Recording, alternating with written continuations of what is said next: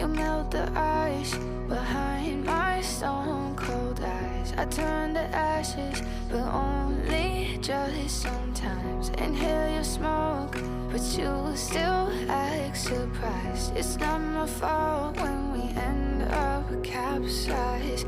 You call me crazy now, but you don't understand. I'm calling out to you. Can you hear a thing? 'Cause you lit the match that ignites the flame. I'm the TNT, but you're the spark to blame. And it's fire, burning holes inside my brain. Feel the fire, heat that melts us down again. Now it's pouring through my veins, but I said you're the spark to blame. And it's fire, burning holes inside my brain.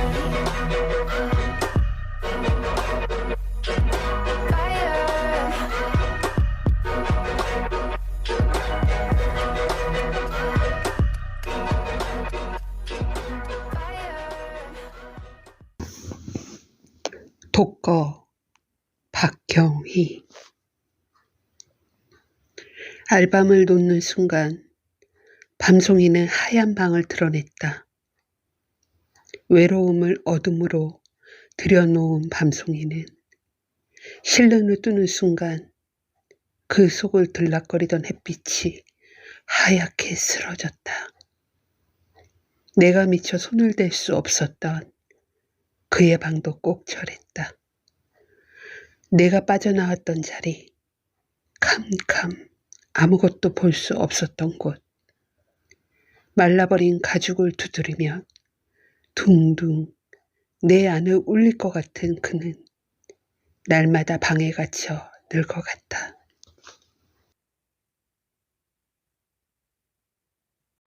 안녕하세요. 한국산문TV 구독자 여러분, 진행자 이지영입니다. 어느덧 2023년의 반을 지나고 있습니다. 한국산문 6월호에는 어떤 글이 담겨져 있는지 저와 함께 살펴보실까요? 먼저 이번 달 권도 에세이는 변종호님의 손끝이 고르는 영혼의 소리입니다.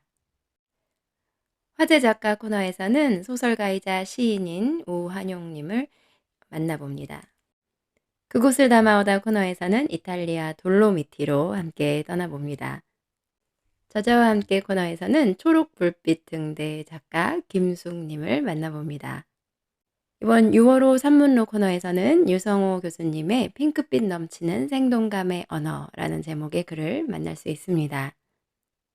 이번 6월호의 특집은 바로 6.25 전쟁입니다.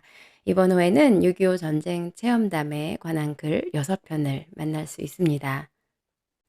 제205회 수필공모 당선자는 최고의 고통, 최고의 희망의 차미영님입니다. 축하드립니다.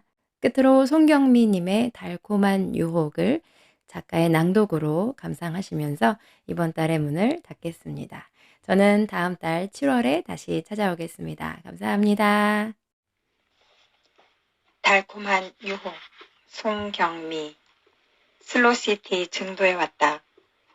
비수기라 관광객도 적고 막 봄 기운이 돌기 시작하는 섬에서 한가하게 지내고 싶어 바닷가에 숙소를 정했다. 한적하고 아름다운 엘도라도 리조트는 말 그대로 낙원 같았다. 한밤중에 잠이 깨어 커튼을 젖히니 대보름달이 휘영청 밝다. 은화 한입같이 아주 작고 동그란 달이었다. 발밑의 파도는 어디서부터 달려왔을까? 마침내 다다른 평평하고 넓은 바위를 부드럽게 어루만지며 들락날락하는 모양이 서로 바라보며 웃고 즐기는 연인처럼 하염없이 행복하다. 그 소곤소곤한 속삭임이 바다로 걸어 들어오라는 유혹처럼 들리고 그 순간의 바다는 마치 단단한 아스팔트 길 같다. 멀리 눈길을 주어 달 뒤에서 희미하게 빛나고 있는 별들을 바라보았다. 달을 비추는 태양이 저 멀고도 멀리 있는 별은 비추지 못해도 스스로 빛나고 있어 미간을 오므려서 자세히 보면 하나 둘 별들이 보였다. 참 많이도 보였다. 얼마만일까? 아니 어쩌면 평생 처음 느끼는 평화롭고 한가한 휴가였다. 다그치는 사람도 일도 없으니 그냥 떠나면 되었다. 연락이 오는 것도 거의 없었다. 필요 없는 전화는 안 받으면 그만이었다. 오늘은 파도의 무틀 향한 다름박질이 시지프스의 형벌이 아니라 연인의 속삭임 같았다. 하지만 앞발을 쳐들고 달려드는 맹수 같은 사나움으로 변할 때도 있으니 마냥 평온하진 않았겠지. 멀리서 고기비늘처럼 달려와 무태에 닿자마자 소멸되고 다시 돌아가 달리기를 시작하는 생명 같은 삶이 그랬다. 바닷가 마을에 살아본 일이 없어서 바다 정취가 늘 그리웠다. 길고도 아름다운 백사장을 거니는데 문우의 문자가 날아왔다. 그 옛날 그곳에서 육지를 그리워하던 소녀였다는 말에 남의 떡이 커 보이는 착시를 느꼈다. 내 어린 시절 동산에서 떠오르는 둥근 쟁반 같은 달은 풍성하고 아늑했다. 금방이라도 안길 수 있고 손으로 만질 수 있을 만큼 가까워서 그리움보다는 정다움이었다. 매일 오르는 평평한 뒷동산은 언제나 누워 뒹굴 수 있는 안방 같았다. 그럼에도 바다가 없었다고 바다를 동경했다. 며칠 동안 반경 3km를 벗어나지 않고 바닷가를 뱅뱅 돌았다. 딱히 갈 곳도 없고 할 일도 없었지만 동네에 맛집이 있어서 메뉴를 바꿔가며 여러 번 갔다.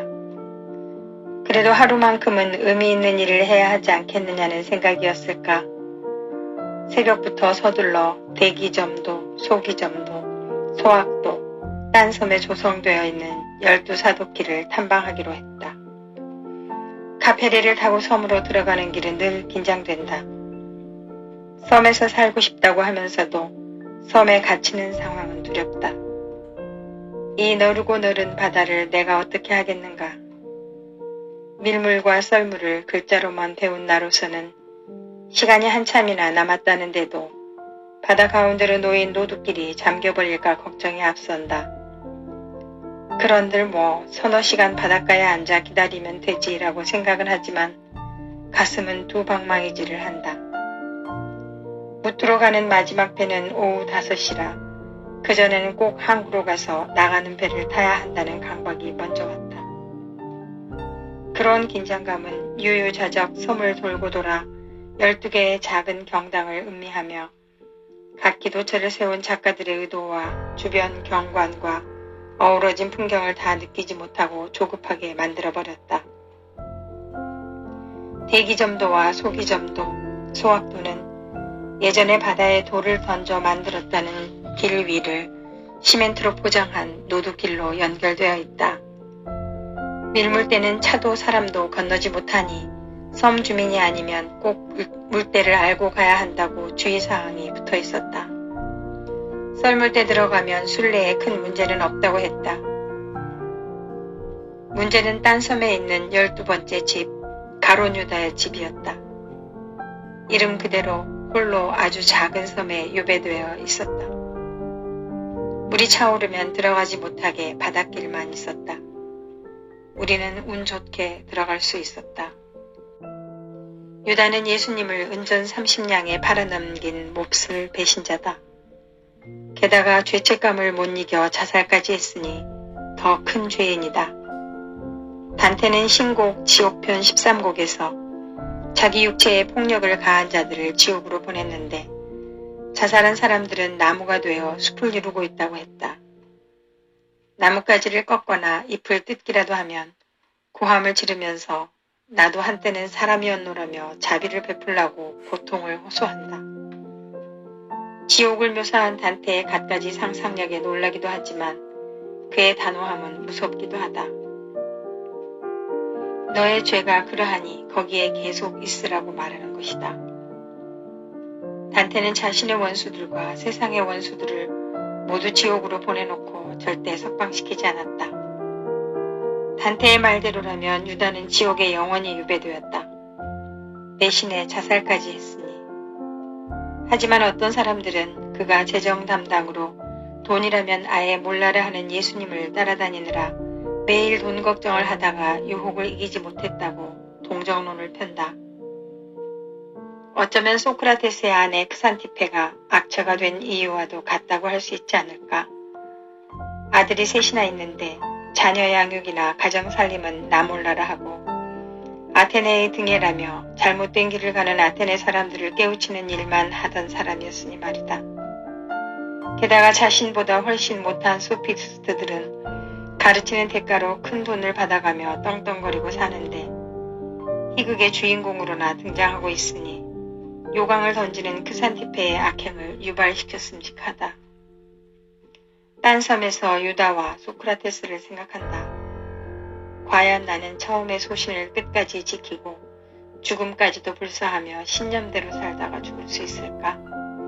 뭐 거창하거나 대단한 신념도 없지만 그래도 끝까지 지킬 소소한 몇 가지는 있다.